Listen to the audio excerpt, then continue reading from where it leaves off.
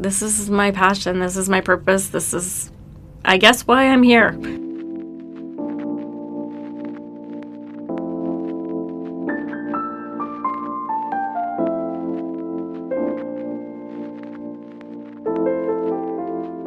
The MMFC acknowledges that it carries out its work on the unceded territory of the Wolastoqiyik, Mi'kmaq, and Peskotomuhkati peoples.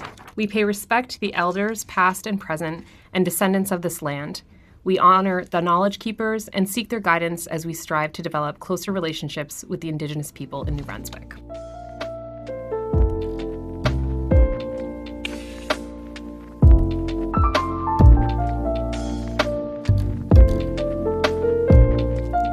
Welcome to In Conversation, a podcast produced and hosted by the Muriel McQueen Fergusson Centre for Family Violence Research at the University of New Brunswick. Through this podcast, we hope to bring you insightful discussions with researchers, advocates, policymakers, and community members who are working to address the complex issues surrounding family and gender-based violence. The MMFC is a research center dedicated to advancing knowledge, fostering dialogue, and creating change through community-based participatory research. We provide an Atlantic Canadian perspective on research in the field of family violence and actively seek the participation of researchers from across the country and around the world. My name is Dr. Stephanie Hunt-Kennedy, and I'm the director of the MMFC. Today's episode features Sarah Sherman. Sarah founded We're Here For You Canada following her own experience navigating the aftermath of sexual violence and a forensic exam. Welcome to the podcast, Sarah. Hi, thanks for having me. We're so happy to have you here. You do such amazing work supporting and providing comfort and dignity and care to individuals at their most vulnerable moments. Can you tell us a little bit about yourself and what We're Here For You Canada provides? So, as you mentioned, I'm a survivor of intimate partner, family, and sexual violence. Many years, and I stayed hidden for a really long time because I didn't really know how to cope. I thought I was living, but I wasn't.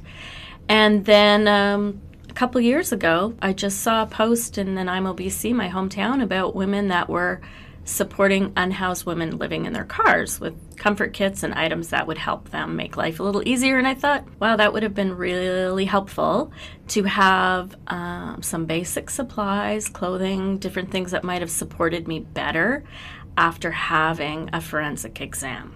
Because the nurses are wonderful. They do a great job, and they do what they can with what they have.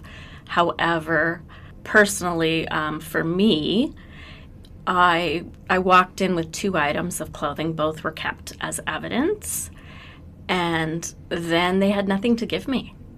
And this was 21 years ago, so I thought the world must have changed. Yeah, it must be better. We must be improving on how we do things, because I was given paper underwear from the maternity ward, which if anybody's ever worn those, they're awful when you need them, let alone after sexual assault.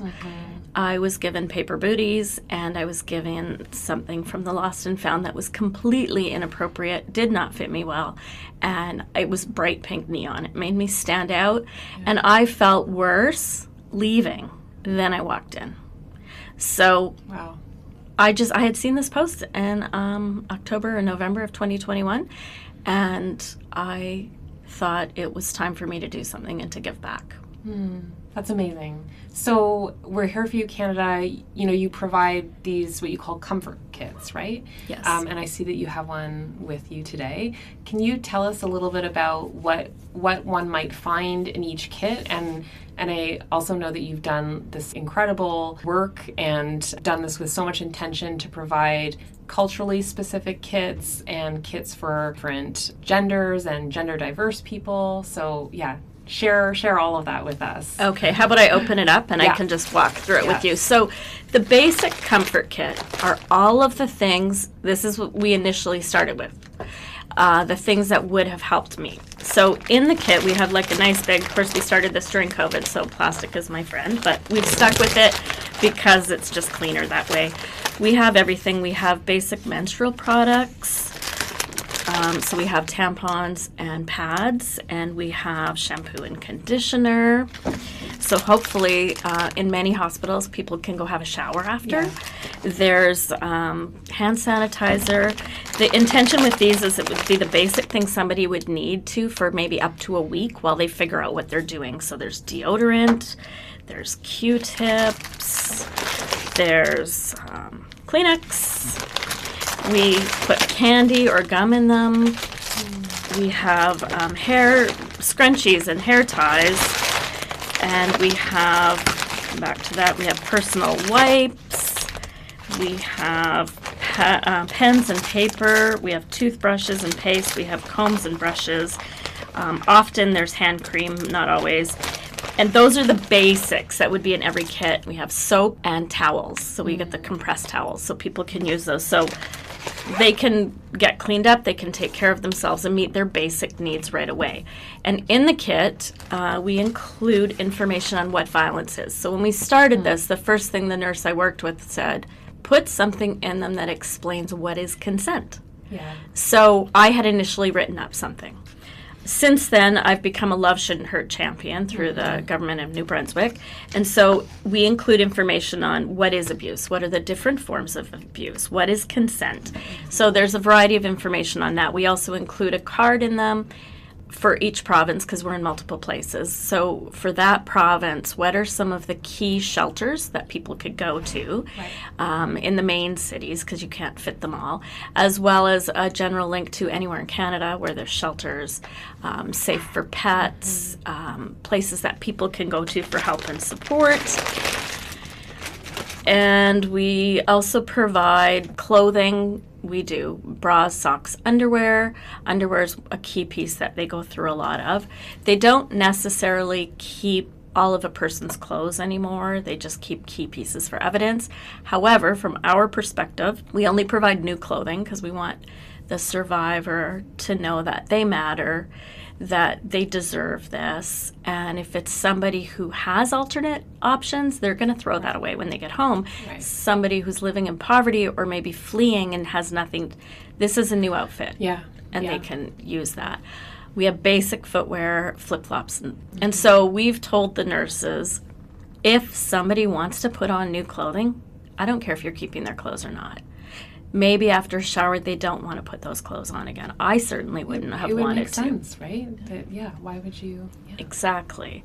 And we have from day one, we have underwear for men or women because we understand that this can happen to men as well. And some of the clothing are unisex types pieces that would fit anybody. Everything is basic colors, black, white, brown, gray, things that are not going to make you stand out and feel like everybody knows who you are. Mm-hmm. You'll get a reusable bag like Sobeys or Walmart or something, so when you can put your stuff in there, nobody knows you've been to the hospital. You don't have to walk out with that white and blue bag. Right. So all those basic needs are met. And things that we've incorporated since, so we put in the bag, we might put some sensory items for the person as well, but there's like fidgets, I'm popping one here, that maybe the nurse can give to the person to hold during their exam because you disassociate while you're in an exam. And I don't know that that's bad, but for people who want to, for support or just, we all know that those things help. We've included items for gender diverse people within New Brunswick. Specifically, we've added binders. It's hard again to have multiple sizes, but we want everybody to know that they should go for treatment, and that is our intention. We've included in the last couple of years Indigenous medicines. So we have kits, and we're doing this across the country. The New Brunswick ones are beautiful, and the local bands have donated those. And they're boxes with the 4 sacred medicines and the abalone shell and sweetgrass and all of those things. And the nurses are finding if someone identifies that they're Indigenous, that they can give it to them prior, and they can maybe hold or use things to help them through the exam. And then we have added, about a year ago, we added hijabs because we want Muslim women to come in and get support if they need it. We've recently added prayer mats and prayer beads within New Brunswick. But across Canada, the hijabs and prayer mats will be there. We are expanding, and so every province is a little different on what they can accept or use or what we have funding for. And so We're just really trying to make sure that everyone's needs are met, that they feel that they can come for help and they can come for treatment. Our posters say specifically you do not need to report to police. And we just want people to go find out first get treated, get the supports you need, find out what your options are, and decide what you're going to do next. So we feel that with all of these supports, it's providing trauma-informed care, dignity, respect, and the nurses are reporting back that it's giving their patients a sense of hope and perhaps the first choice and control they've had in a really long time while they go through and pick out what they need. Yeah, that's incredible. And there's just so much thought put into all of this work. It's really amazing. Thank you. What is the process of going to a hospital? What can people expect? And maybe to help us understand why this kind of care package is so significant to someone who's just experienced like incredible trauma, and then how the hospital process itself can be traumatizing. Right. So throughout Atlantic Canada and all of Canada, I've learned it's different, in how people are able to approach for help. Yeah. Within New Brunswick, basically you call to a hospital and you would say, I've just undergone sexual assault or intimate partner violence, whatever. I want to see a nurse examiner. And they'll call and they'll find someone, and the intention is to have someone within an hour to meet you at that space. And so you can not have to go through triage. You don't have to sit in the waiting room, because there's fear to sit in the waiting room, because if you've just been assaulted, maybe the perpetrator is going to come after you there. And so in New Brunswick, they'll see historical. They'll pretty much, you come, we'll see you. There's only certain evidence they can take within certain time periods, but they'll still treat the patient and give them that care and offer them our supports. Different parts of Atlantic Canada and Nova Scotia, there's 7 days for people to go. And they can call ahead there as well. Sexual assault exams are often in sites away from the hospital in Nova Scotia, whereas in New Brunswick they're only in Horizon Health and Vitalite hospitals. In Nova Scotia, and this is a key piece I want to say, because if you're in Nova Scotia and you've been sexually assaulted by an intimate partner, approach the sexual assault centers and tell them. Because if you just go to the hospital and say intimate partner violence or whatever, whatever terminology you're going to use, my husband, my boyfriend, whatever, and you don't mention the sexual assault, you're not going to get the forensic nurse. And that's a recent change. And so I think that that's really important, because we know that with intimate partner IPV, sexual assault's part of it. But people, when we're living in that, I did not see myself as a woman who had been sexually assaulted for 18 years. Because you're married to that person, you're with them, and you just, as much as we're intelligent and we know things and we watch TV and read books and everything, when you're in it, you don't understand that it's sexual assault, which is why we were putting the piece about consent in. And so if you're in Nova Scotia and you're listening to this, and you've been assaulted by your intimate partner and there has been sexual assault, report it for the sexual assault, and they will also treat you for IPV. Right. But if you just go for IPV, you are not going to get sent to the sexual assault nurse examiner, and they don't really work in the hospitals there. We're branching out to Newfoundland, again, slightly different rules, and so we're working with How's That, and every poster within areas are specific to, there's a black line on our poster where it's specific to those communities. Vancouver Island, we're there. They'll see people 7 days to 2 weeks, depending. And so we try to provide the knowledge you need for the area that you're in, I guess. That's great. And your comments about Nova Scotia, I think I'm getting this right, that I don't think rape was even criminalized in Canada until the early 80s. within a marriage, right? Yeah, I think so. So it hasn't been that long since we've even recognized, as you say, that that consent also plays a part in relationship, right? In marriages and in long-term relationships, which is one of many misconceptions about sexual violence and intimate partner violence. In your line of work, what other kind of misconceptions or myths do you come across that you wish people understood more about? I think one of the big pieces that I've learned, so I've been doing this for 4.5 years now, and I am continually learning terminology, and the words we use matter. The intent and the meaning is different. Whether you're speaking to a lay person or somebody working in the field, you have to be conscious of those things. I'm continually learning other types of abuse that I suffered that I didn't recognize as abuse. Right. So we know the term coercive control, but I always share that with people because I think it's a fairly, I don't know if it's a new term or it's certainly a new term that we're learning what it means. Yeah. It's not even in the criminal code yet, but they are working on that, so I feel hopeful. But that was a key piece. Yeah. So for me, speaking of the 80s, it wasn't until then that rape was considered sexual assault within a marriage. But having grown up and got married in the 80s, what did I think rape meant? Right. Rape meant violence. It meant constraints. All of those things. Whereas I don't want to do this. I don't want to do that activity. I don't want to pose for you. All of those different things. I didn't consider those sexual assault or rape. But I was forced to do them. And even then, I didn't recognize that wasn't consensual. So that's a big one. And then with me, of course, he didn't beat me all the time, The term we used to use was battered women syndrome. And so I'm like, well, I'm not a battered woman. He hits me once in a while. I don't tell anybody.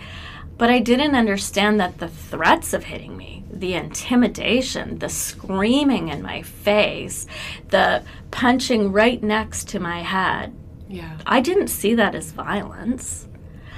I grew up in a very patriarchal world. I grew up where, women were just starting to get to have bank accounts and own homes and buy cars and have mortgages and stuff. And so ERA was the word, right? Equal Rights Amendment. But what it meant to me versus what it was, being a feminist was considered a bad thing. I'm not a feminist. I'm a good girl. I do these things. But I really liked having my own bank account, my own job, my own autonomy, not recognizing that that's feminism. So I talk to young women about that all the time. I'm like, do you like the right to birth control? Do you like these things? So I kind of wander off. I apologize. It all links together. But I didn't understand reproductive control. We're married. I want to have a baby. No, we can't do that until I'm ready. The forcing me to be on birth control or to be off birth control. I didn't see that as abuse. Me being the main worker. In 18 years, he maybe, if you put it all together, worked 3 solid years. But it was so hit and miss that the financial control, I had to work 1 to 2 jobs. I had to pay for daycare even though he wasn't working. I went to school part-time. I always worked 2 to 3 jobs, even when I worked a good government job, right? Because it wasn't enough for the lifestyle he wanted.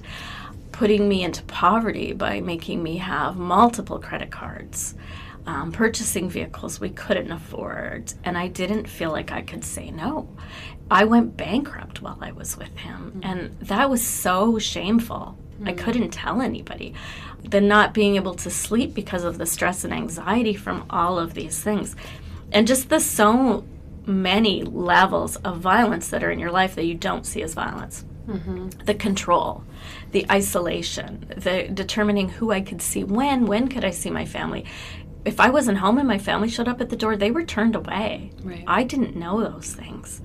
And so then causing conflict with my family, which was making me further isolated, not letting me see certain people, gaslighting me when there was, and this is so hard to say, and I don't say it often, it just feels right now. Not understanding that when I had a sexually transmitted disease, and he was my only partner, that I thought, oh, it's something flared up from when I was young that I had, and my doctor's like, that doesn't happen. I'm like, yeah, I think it was dormant.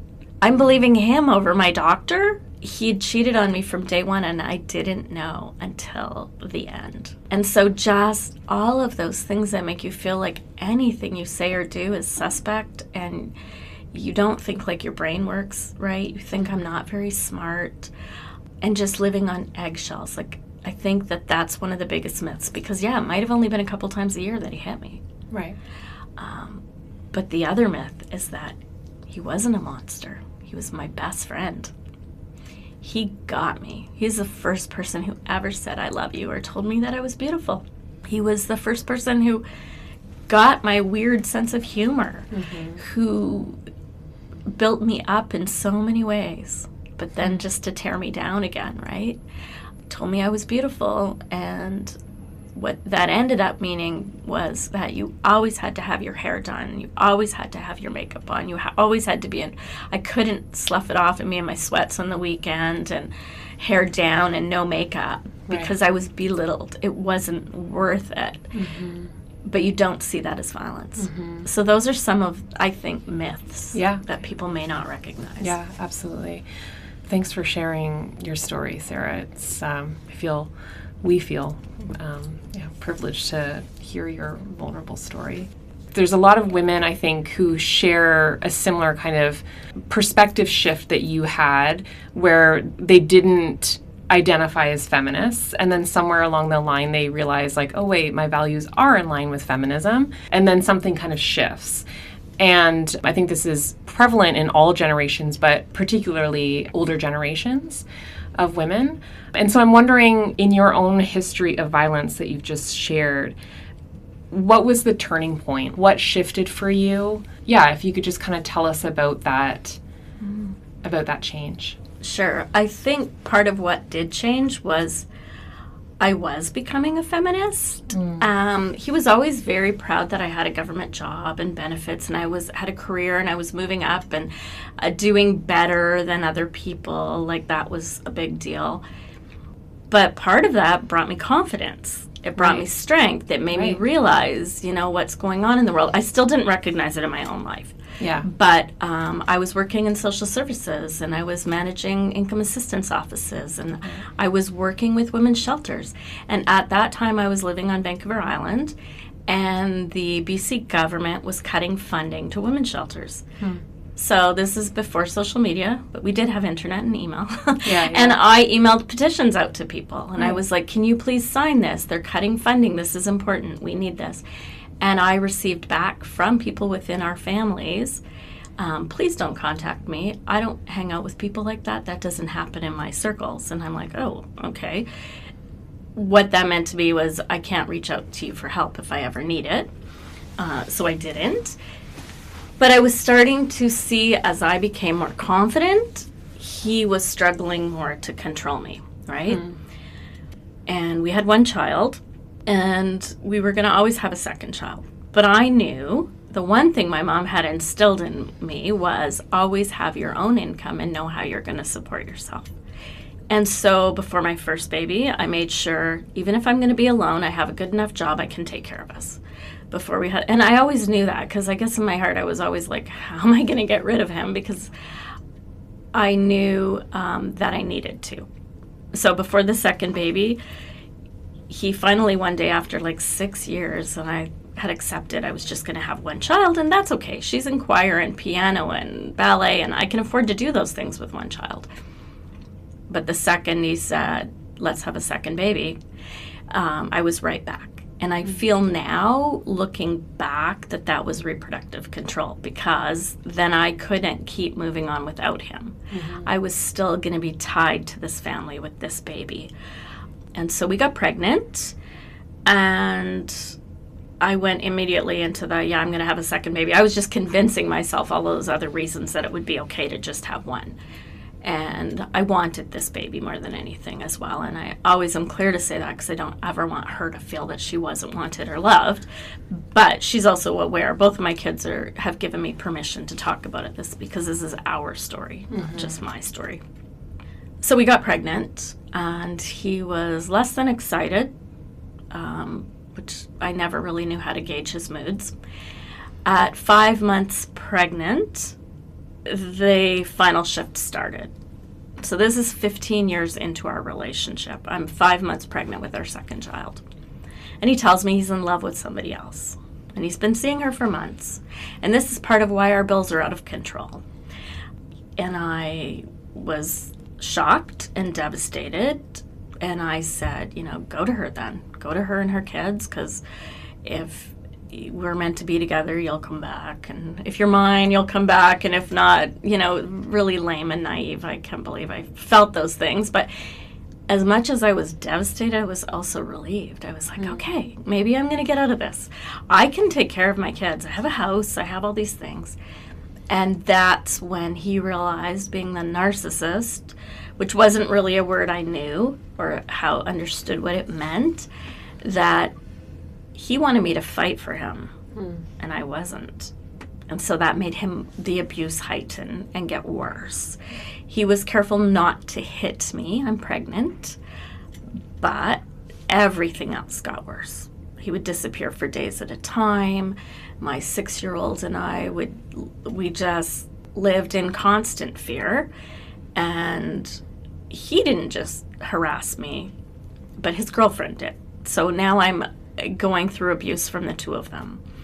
And I went off on sick leave, and I had a very high-risk baby, and I really have to believe that all of the life situations and experiences I was going through was affecting her in utero, right? So that made her very sickly. Then it really came to a head the night before she was born, when I, for the first time, just had it, and his girlfriend had called. She would leave messages all the time. And I picked up the phone, and I just let her have it. And I can't believe she didn't hang up. I think she must have listened to me. I feel like I ranted at her for an hour and said things that I'm ashamed of, but at the time, I just anything, because she just couldn't understand how a woman could do this to another woman. Really. I get now that she's someone who was had gone through a lot in her life and stuff too, but it just made it worse. And so when I hung up with her, I called my the grandparents, his parents of my other child, and said, you need to be a grandparent today and pick her up and keep her, because this is going to get ugly. Right. And he came home, and I suffered a lot that day. And basically, when he quit beating me up, and I'm 9 months pregnant, I'm passed out on the floor. Then I went into labor, and it just got worse. It was just worse. It's like, I don't even know how to describe it. It's awful, Sarah. Yeah, it was just really bad. And then she was born, and his abuse just got worse. Like, it was just like you could just see a dark cloud whenever you saw him. There was nothing good left of him at this point, and there hadn't been for a while, but I was really seeing it, and I was seeing my sickly children, and I was just trying to protect them, and I just really thought that if I could protect them and take the brunt of it, it would be okay. Not understanding, even until a couple years ago, how much it affected my children, particularly my oldest, who had witnessed so much. And I thought she had never seen him hit me. Yeah. I think it's really important, like, that your point about that this is our story, right? Because, it's something that we often don't consider, or maybe we just kind of dismiss, is like, who is a quote-unquote victim of intimate partner violence? And I mean, certainly children, right? In witnessing it and being in the home, and all the science behind that process of a mother's stress and trauma kind of imprinting on her child. I totally feel that. My children are now 24 and 31. They suffer from mental health issues, and they always have. They suffer from abandonment. They didn't get those protective measures that I should have given them as a mom that I thought I was doing. Because I thought, I didn't see all these levels of violence. Like, you're not hitting me, so it's not violent, but all the other stuff. And partly from the age that I am, I'm almost 60, and so growing up, my dad was great, but it was also his way or the highway. And it was nothing to have a man's voice and loudness and intimidation affect the decision-making that we had. And so I didn't really understand the impact that was having on my children, but it did, and it does to this day. And before the very first time that I spoke about this 4.5 years ago, I did ask their permission. They were both adults then. I'm like, I just feel compelled to do this, but I know the only way people are going to listen to me is to hear a story, because that's how people connect to causes. I didn't share as much as I do now, but I shared enough, and I was 6 provinces away, and most people didn't know, and so they did say, yeah, it's okay. And over the years, they've both attended different presentations that I've given. I am always conscious when they're in the room, though, of what I say and how I say it. As I am all the time anyways, but even more so when they're there. But yeah, the violence just got worse, and he wouldn't leave. And when my baby was 8 months old and my daughter was 7, was the first time I called the police. That was 16 years in. And that was because he had come home drunk. We were supposed to go somewhere to a barbecue or something. It was summer. And he came home drunk. And I'm like, well, we're not getting in the car with you.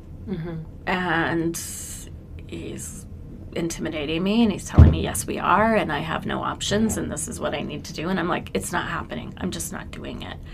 And so he held me, and this is a content warning. It was a little bit more graphic. But he held me by the neck and was choking me at the top of the stairwell while my children watched. And I had managed to say to my 7-year-old, take the baby and hide, I'll find you. And that's a lot of guilt to have to live through. My daughter remembers that day. The baby, of course, doesn't. And I still saw it as protecting them, but I realized then that I'm not really protecting them, that I had to get them safe. And so I had to convince him that we would go with him, but I would drive in my vehicle and he could go in his. And instead of going where we were supposed to be going for the first time in almost 16 years, I went to the police. And I forgot, until I started speaking about this, how much I actively tried to leave him. And I realized then, because we hear about how women try at least 7 times to leave, and I was like, well, this is my first time, 16 years. But then I realized over the years how many times I had tried to. But I knew it wasn't safe. And like, as we know, leaving's the most dangerous time. I went to the police department, and I really didn't expect them to believe me, because we hear constantly about women who go for help and they're told, come back when it gets worse, and that's not really a crime, right? But they listened to me, and they said that they would pick him up. I told him where he would be, and I think they watched for our house for when he came home, because we never went back home. And then, of course, he was arraigned, and there's a restraining order, and there's conditions and all of those things, and those are important, and I'm glad that I did those, but it is still just a piece of paper. However, it does get you a more immediate response when you call for help. I immediately took my children to a town an hour away where my parents lived and left them there. The next day, my dad came with me to change all the locks in the house. And while we were doing that, he showed up. The second he was out, he breached. Wow. And my dad was there. And so I was safe, and I called the police, and he was picked up again. And then it was supervised visits, and, you know, the people who were supposed to be supervising weren't really doing that, and that put my kids at risk, and I immediately filed for divorce, and this is where women are put into poverty. I had to sell my home, which meant that I went from an $800 mortgage to $1,200 rent. You know, I was barely making it as it was on $800, right? So these are, part of the cycle of what we have to go through. And then I immediately started, I wanted full custody. I sold our home. I paid him off $10,000 cash and lied to the judge and said he gave me that money because I was trying to pay him off. I was paying rent for him in other places to keep him out of my home. And, my life was just getting worse and worse. And then I don't know, they changed it to a peace bond or something. I don't really remember, but I do remember him saying that when this peace bond after 1 year is over, watch out. And he just proceeded to get me evicted from places. I had lost my government job at that point, and he tried to destroy my business that I was building. He didn't care how this affected the children or me anymore. When you first went to the hospital and had that forensic exam, was it related to your spouse? It was, but it wasn't due to this time. So I called the police twice in 18 years. Mm-hmm. The second time I called the police was after the peace bond had ended, after which he started stalking me and showing up at places trying to destroy my employment. He would come to visit the kids, and I felt like I had to let him, but I was supervising. I was in the home. Then he would leave, and I would hear footsteps on the roof of my house, and he was walking on the roof of my house looking at skylights at me. And one day I heard a noise outside my bedroom window, and I flipped open the curtains, and he was 2 stories up on a ladder, and there was a cement pad below, and he almost fell off the ladder, and he got mad at me because he could have hurt himself. And all I'm doing is trying to not make noise so the kids don't hear him or wake him up, and I'm just like, get out of here, get out of here. And I didn't know I could call the police. I didn't know that was a crime. And I'm not unintelligent. I'm not uneducated. I just didn't understand, and I didn't think anyone would believe me. Mm-hmm. And so it got worse. And then one morning in late October of 2004, he was at the house, and he wanted our child. And my kids are my babies, and I still always say baby no matter how old they are, but she was almost 3 years old, and she's just a tiny little thing. And he wanted her, and I said, no, you can't have her. I suspected he was on drugs or drinking, and I just didn't want him to have her anyway. And I had to fight to get her into my vehicle and drive away. Mm-hmm. And he tried to drive us off in the road into traffic in the middle of the city in a high traffic area. It was very dangerous, and I was terrified. And I had to escape, and I did all those things you see in the movies when people are in pursuits and hiding down streets and behind buildings. I did all of that. Mm.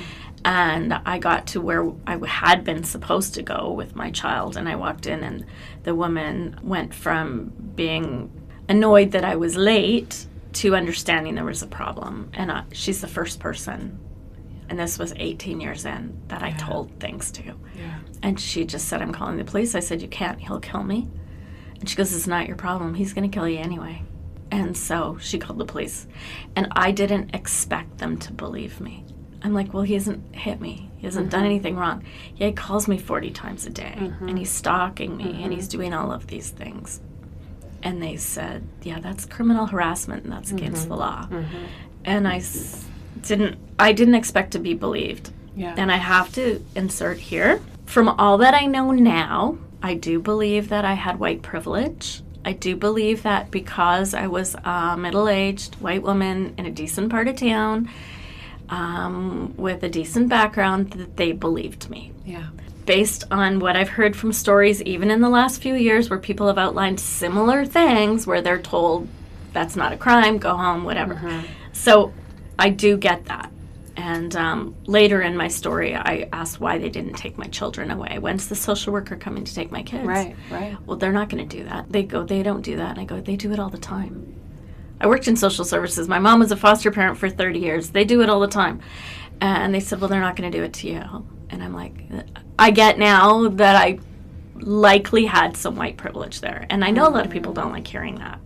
But I do believe it's the truth. So the police took me seriously, and they picked him up again. And the first thing he did was breach again. And he came back. I called 911, and he said, I'm never going back to jail, and I'm coming for you, basically. And 10 days later, he did that. he came for us. Wow. It was November 8th, 2004, and I'd gone without him for 10 days, and the sense of relief was amazing. We had spent the weekend at my parents' celebrating my daughter's 10th birthday early, and I just felt good and hopeful, and I had a business meeting that morning because I was trying to build a business, and dropped the kids at school. I came home, and I locked the front door and put my purse down, and he jumped out at me with a butcher knife. He had been in my house all weekend, and I had no idea. And the next 3 hours, he physically and sexually assaulted me and tortured me, and he destroyed my home. And femicide was not a word that I knew, but I did know that in my town, 3 women had been murdered, 2 of them in front of their children, by their estranged husbands. Yeah. And that was me now. Yeah. I was naked, and he held me there for 3 hours. It was winter, and I did everything that you're told to do. Try to make eye contact. Try to get some semblance of humanity. I even told him jokes. I did anything to try to find a piece of the human that I used to know, because he wasn't bad all the time. Like I said, sometimes he was my best friend. And I couldn't. He was just like, when you see a fish with dead eyes, that's what it looked like to me. Yeah. And the whole time he told me how he was going to end my life and my children's lives. And his only dilemma was whether to make me watch it happen. And I begged him to kill me because he was afraid of blood. And I knew that if he started with that knife to stab me and saw blood, that I might have a chance. And he had a crowbar and knives. It was horrific. And after almost 3 hours, I realized there was no connecting with him, and my only hope was to call the school to let him have our child, because in that 10 minutes for him to get there, I could call the police. Right. Yeah. Your story reminds us that intimate partner violence doesn't end when the person leaves, right? That it often follows women, and which is why leaving is such a dangerous time, right? That things often do get worse. And your story also made me think of the research into coercive control, particularly as a warning side to domestic homicide or femicide. Dr. Carmen Gill, former director of the MMFC, we just had the privilege of watching a presentation of hers last week on this very subject, on training police officers to recognize signs of coercive control and take them seriously. Because as you say, if women go to the police, there's no physical evidence of violence, and so they're more likely to be dismissed because of that, right? And Dr. Gill's research is really focusing on the signs of coercive control as a kind of warning sign that, if not taken seriously, can lead to way more physical violence and domestic homicide specifically. What a story. What's so incredible about your willingness to share, and really, like, in all of the details of your story, it really does help people understand just the depth, and the degree and the longevity of intimate partner violence, how it impacts children, and the kind of decisions that a woman, and I think in your case a mother, has to make in these like incredibly high stress survival mode kind of moments. How has telling your story, because you said earlier that you kept it quiet for a long time, that you had shame, which is also a very common response to family violence. How has sharing your story and creating We're Here For You Canada, how have those two things helped you heal from your own story, your own experience? Well, initially, like I said, it was to share to get the comfort kits. And really, I thought it was going to be a one-time donation. I would share just a little piece of my story on Facebook and get some momentum behind it. And then I felt really discouraged because it wasn't happening. and I wasn't getting support. I've learned since you don't start things, a month before Christmas when people are trying to give everybody help. Everybody wants their help. However, I did get asked to speak, and initially I didn't see all these other pieces as part of it. Like I said, I'm learning all the time. I'm learning I was groomed. I'm learning that he tried to traffic me. I'm learning different things that I didn't understand. And so that's how it's helpful to me, because I'm learning, but I'm helping other people hopefully recognize. So I've spoken to groups from 13-year-old boys to 90-year-old women, and I don't share as much detail. I kind of will talk like, what is a healthy relationship? Because I realize now I didn't know what a healthy relationship was. I didn't know to expect more. I didn't understand. And in part, that's because growing up in the 70s and 80s, how marital relationships were different. So the modeling and the expectations, and women were isolated and they were just starting to go out to work and stuff. But understanding, like you said, all of those levels and the impact. And so I didn't understand when he strangled me, that increased the fact that he might try to kill me by 750%, right? Like, I didn't know that meant that. I also didn't know that I should have been sent to the hospital for x-rays. Because we know the effect of strangulation. I didn't understand him breaching, what that meant towards the likeliness of femicide. I didn't understand him stalking me, how much that increased, like all of those levels. And so I just think that when we're talking about it and we're sharing about it, first of all, a personal experience means more to me than research. Research is great, it's important, it backs it up, and I use it all the time. But if you don't have that, like, this is a real world situation, and I felt alone, but this 21 years later, and IPV is just getting worse.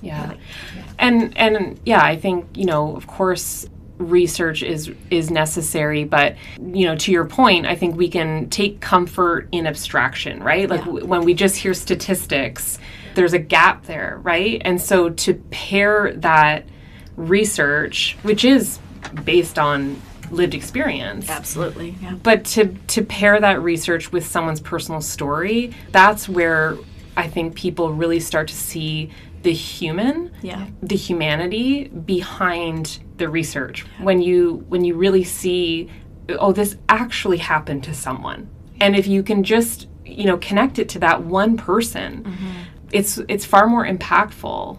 It definitely, I would hope, generates more compassion.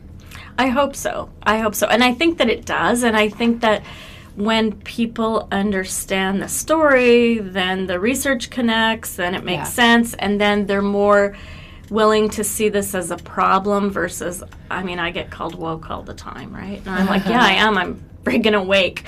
I'm going to be your wokest friend ever. But that's only because it's important, and there are things that we need to talk about, and we need to. That's why I share the cultural part, and that I recognize that there was privilege there, and that other women or survivors and victims may have different experiences, but they all matter and they're all important, and learning about them helps people understand the problem versus, now, and you guys probably do the same thing. We hear a story about a woman missing or in a dumpster or different, and we immediately know what 95% likely, and that's a made-up statistic in my head, but it's probably really close, that is due to someone they knew who hurt them or murdered them. And so we're here for you, and what we do is critically important. It's a gap in our healthcare system. It's something that should be there. It's helping the nurses do their job better. It's helping victims go in to get help. It's supporting survivors after they've done that. But all of this has got me very involved in advocacy and education and sharing that with people, because the more we normalize understanding it, the more likely we are to recognize it in someone we knew. Everybody knew that he was a jerk.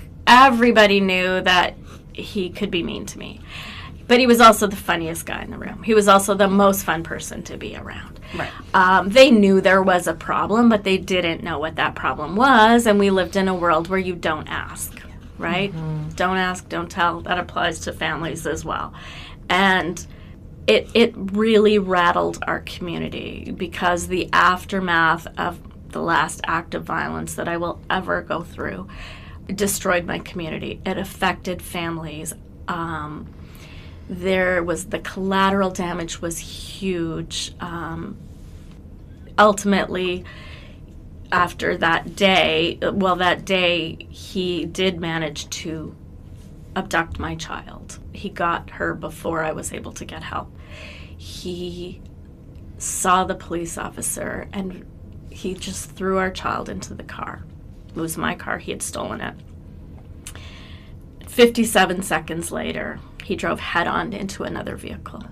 A mother taking her child's lunch to school with her 4-year-old in the back seat. And that little boy didn't survive. Oh, my goodness. The mother was critically injured.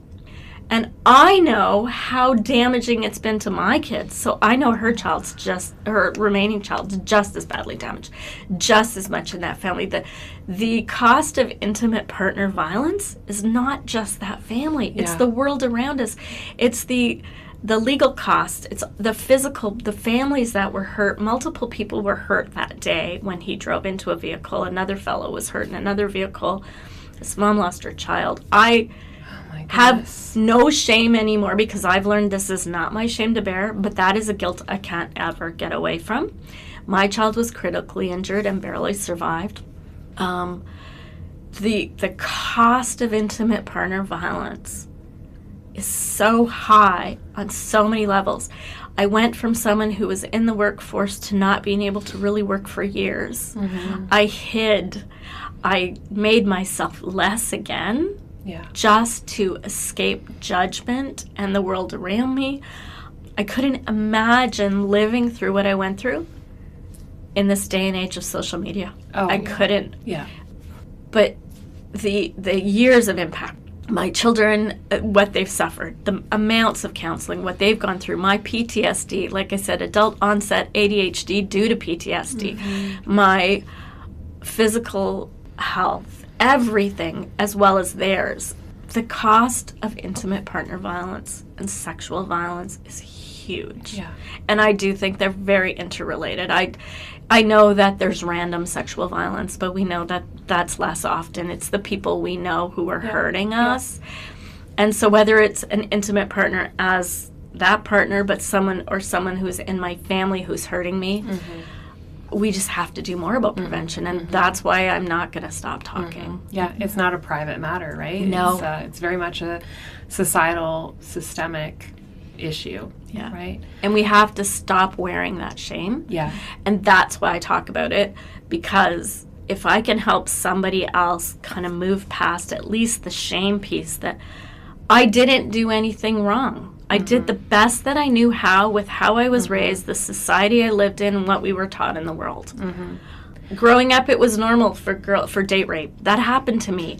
Like, I wrote my book, and I wrote it, but I shared from when I'm 3 years old. And I shared those adverse childhood experiences that I had that led me to be a 20-year-old woman with no life skills and zero self-esteem and mental health issues. Because we don't just start out that way, right? It's all the things that happen to us that create the perfect victim and make us vulnerable to people who are going to hurt us.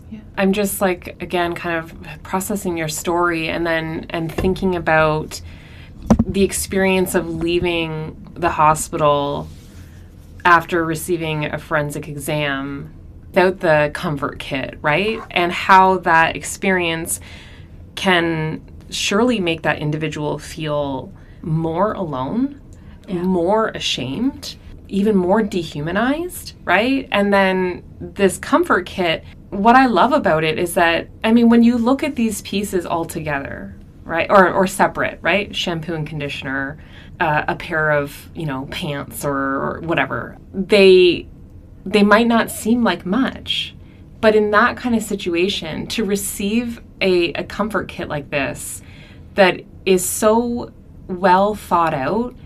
It's like an act of radical care. It's like you're bringing the humanity back into someone who has just been so violated, right? And whose humanity has not been recognized or respected. Yeah. And who also has been just like physically touched and violated in such a violent way. And then to offer this, it's like there's like a tenderness to it that I just find so, like, really so beautiful, to experience that and to know that, like, someone is thinking of you and wants to provide that care in a moment, that is just so often devoid of that. Yeah. Well, Sarah, then that's the intention. Beautiful. That is the exact intention. And that's like when we do them and I help people build the comfort kits, I walk through every item and the intention of those purposes. Like, even often we'll have extra things, lip balm, different things. And we include gift cards because I hadn't eaten for 2 days. I didn't have gas in my car to get to where I needed to go. I had to borrow money to catch a ferry so I could join my child at Children's Hospital in another city. Like, all of those things. And it's an exam, but afterwards it's like, who wants to put those clothes back on? Yeah. But I would have put my clothes back on versus what I was given. Yeah. And that wasn't because the nurse didn't try to help me. She just had no other options. Yeah. And in New Brunswick, when I started this, the nurse at the DAC, Lisa Johnson, she's the regional coordinator, she was taking home clothes from the Lost and Found, washing it, going through and trying to create something to help support her patients. Now she doesn't have to do that. I mean, nurses work hard enough, right? And that was COVID, and they were working really hard. And so that she tried to do that, it would have made all the difference to the patient. But to walk out with something that you picked, and even when we put the clothes in, we put real life sizing. We don't write what it says on it. We look at it and go, I know that's not an extra large, that's because the last thing you want to do is put on something that doesn't fit. Yeah. So we just try to be very realistic. We listen to people about what do you need. And I'm always trying to add more cultural supports. I ask multicultural centers, are there other communities and populations that we're missing, that there's something small that we could be putting in to support them? If there is, you tell me and I will make it happen. So that person feels seen. Yeah. Right? Like, that's so important. Yeah. And so they feel seen, but also so that they know it's a safe place to go. Like, when I get there, you know that a Muslim woman may need help. You know that an Indigenous woman may need help. You know that somebody who's LGBTQ in that population, that there's supports that will be comforting to them as well. Yeah, it's mostly women who go in, but when we meet more of the population's needs, they're more likely to go get help. The offside is this could bring our numbers up higher, because we know only a portion of the population reports. Right. But I'm okay with that. Because if you're getting help and the numbers go up, that tells government that we need more help, that we need more support. And one of the things that I'm very proud of is being a piece of convincing both the Conservatives last year to bring it to the floor, to declare gender-based violence an epidemic, and debating one-on-one with our minister the day before it went, and she asked me to speak to her. And I'm just really proud of this, because this little girl who couldn't speak up and ask for help or tell anybody, where I could sit one-on-one with our minister of women's equality and say, with all due respect, you're wrong. This is more than a systemic crisis. I agree that is a problem, but it is an epidemic, and this is why. And when we look at all those other costs, and when she turned to me and said, okay, it is a health issue, 100%. And that's what I said. It is an epidemic. I understand your reasoning behind that, but it is growing, and it is getting worse, and it is a systemic crisis, because what youth are seeing now, thinking that those are normal relationship behaviors online, and the messaging to young men and even to girls is horrific. And so we need to be even louder, because that's all affecting the future costs and the future violence against people in general. That's why I think things like this podcast talking about it is so important. So thank you.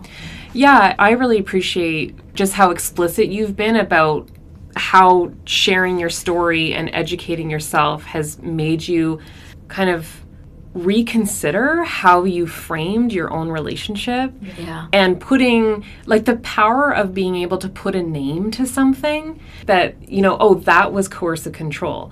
Or, as you just say, like, the shift in terminology. I think it's so important, and I think that as much as these conversations are difficult, this is just one of the reasons why it's so significant to have these conversations, because it's just not talked about enough, you know? And so, just like yourself, a lot of people don't even realize that what they're experiencing is abuse. And being able to put a name to that is so powerful in helping, you know, actually lead to change, right? And there's not one community or demographic that it misses. 100%. And that's with our services. Everything is free. Yeah. Everything we do is free. It's provided to the nurses in the hospital. They give it to the survivors. Yeah. I don't care if you're the richest woman in town or you're unhoused. You deserve the same treatment, the same response and support. My goal is every hospital in Canada, and we're working on that. That is my goal before I die.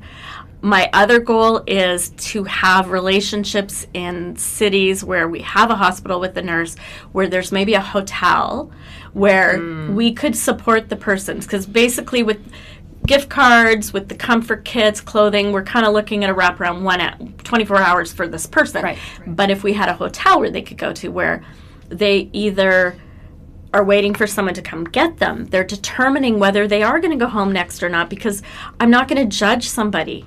You know, you are doing what you feel you need to do for whatever reason.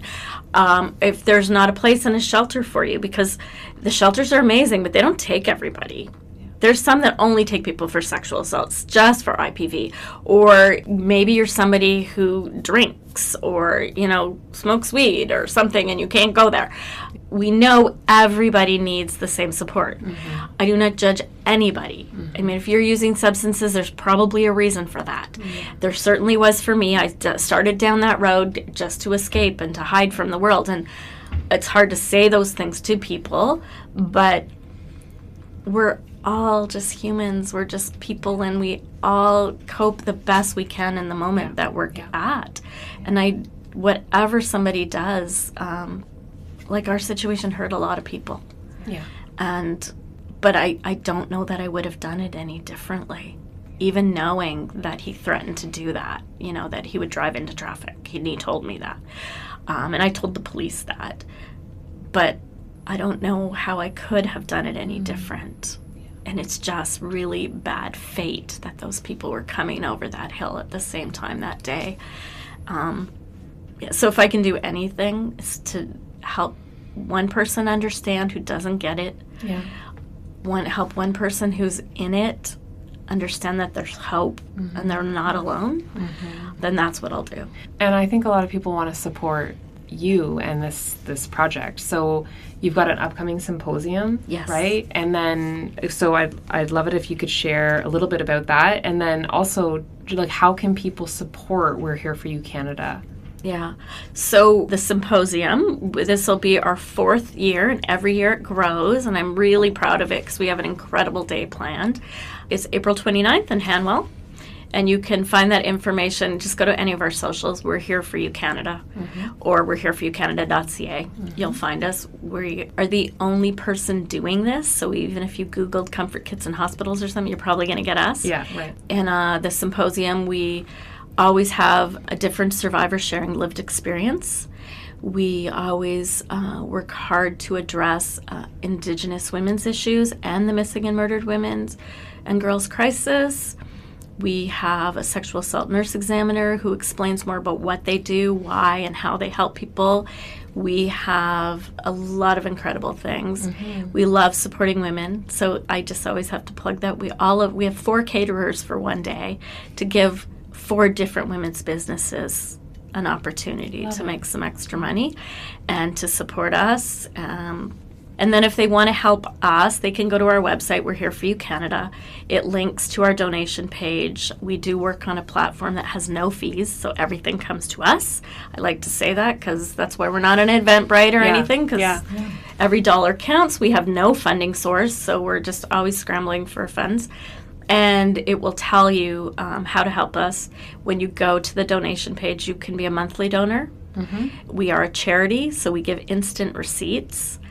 And there's also on the platform how you can support with different levels of funding and how that will help, whether it's a comfort kit or gift cards or whatever. And we are a national charity, and the reason we went national, not provincial, and I'm glad we did, but it's because if you're in the middle of New Brunswick, it's 3 hours to another province or another country. And when you work as a nonprofit in a province and you have to limit the parameters on who you can help, I will never say no to anybody. So we just wanted to make sure that we were as inclusive as we could be in every way. And we're expanding. So like we're throughout New Brunswick. We're in about 20-ish locations in New Brunswick, including some of the sexual violence resource centers throughout Vitalite and Horizon. We've soft launched in Nova Scotia, so we're in Halifax and in the Amherst, Truro, Colchester County, and expanding there in May to hit the whole province.